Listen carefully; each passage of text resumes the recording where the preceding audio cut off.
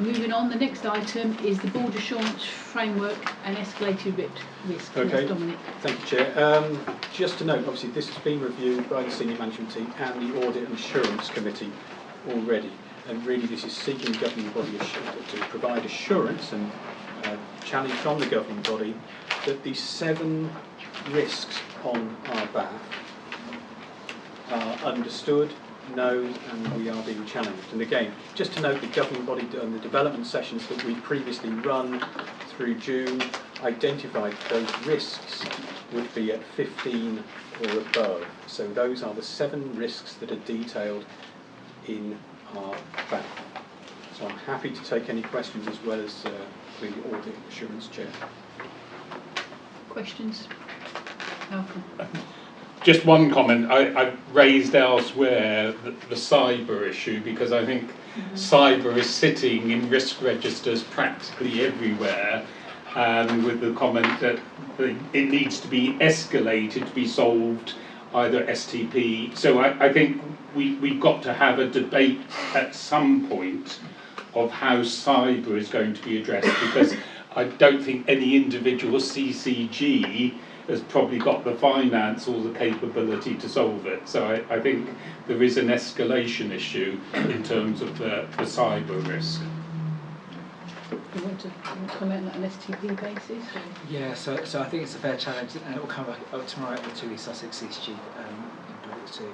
So I think what we need to work is ascertain from the centre first of all what is the central approach to cyber, and then what is the expectation of an STP and of a CCG going forward.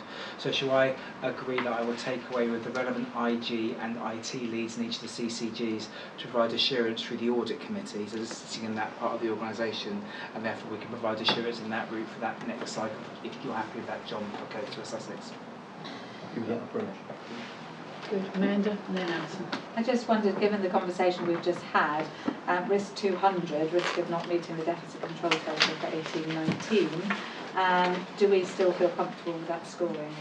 So I would think that would be a point in time when the audit committee went through it. Yeah. So I think what I would suggest is probably it needs revising down for the next time going through. Yeah. But the time this was discussed, I think we still were not feeling as confident as perhaps we feel today. Is that a fair reaction, Jeremy? Thank you. Okay, Alison. If I could just ask Alison, some of the individual items have come through Quality Committee. And would we expect this to be coming? Well, I think I would be expecting it to come through Yes. Quality Committee in November. Yes, Now it's yes. in We said, Thank you. if you recall, we said we would escalate those risks onto the assurance framework, those that we felt would meet the threshold.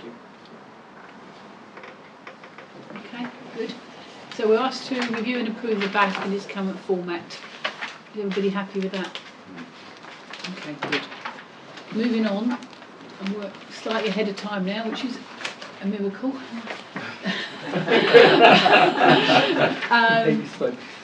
Yeah, famous last word, is the health and looked after children in West Sussex, and Alison. Thank you. Apologies for being late. That's fine. Thank you. The annual report in front of you is the annual report for 2017-18 on the health of looked after children in West Sussex. This report has been to the Quality Committee and is here just for noting and for assurance. I don't propose to take governing body through what is a very comprehensive and full report into our statutory duties as health and how we work with our partner organisations to safeguard and provide health and social care for looked after children.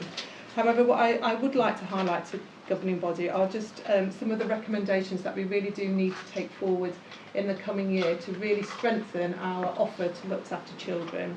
I think governing body members will recall that there has been a previous tier audit where there have been some significant risks that were highlighted in terms of our commissioning arrangements for looked after children.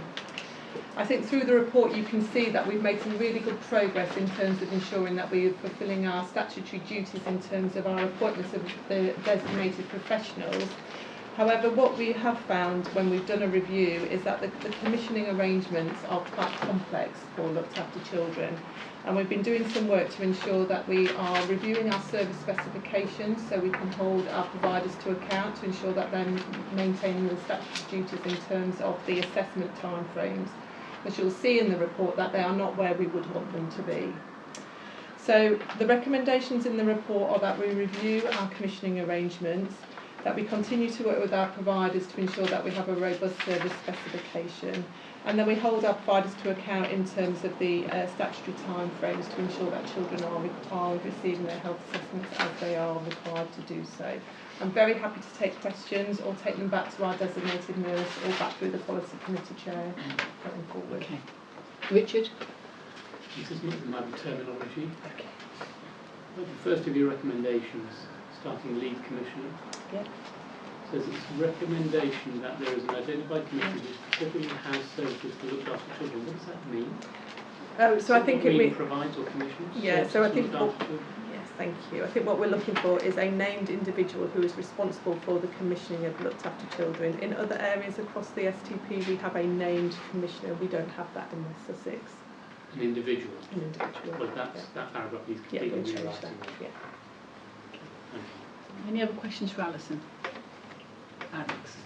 The IHA delay in the past has been due to the number of people and that do them, and that hasn't seemed to change much over time and seems to be a potential reason for, one of the reasons for the delay and difficulty in getting this done in a timely manner.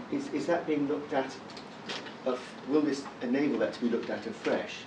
Because it seems as an approach not to be working. Yeah, that's part of the work that we're going to do. We're almost going to have a pathway review, and we've also commissioned an external review into our safeguarding and looks after children arrangements across the STP, and I've asked that reviewer to look at that specifically.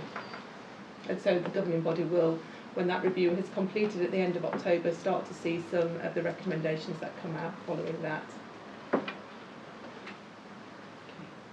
Any more questions? I'll just add that we've discussed this in detail at Policy Committee.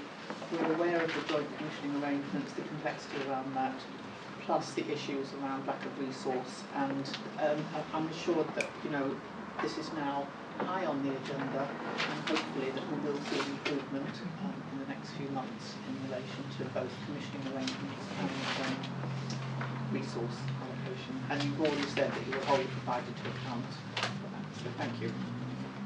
Thank you very much. So the governing body are asked to note the report and the work that has progressed. Everyone happy with that? Thank you.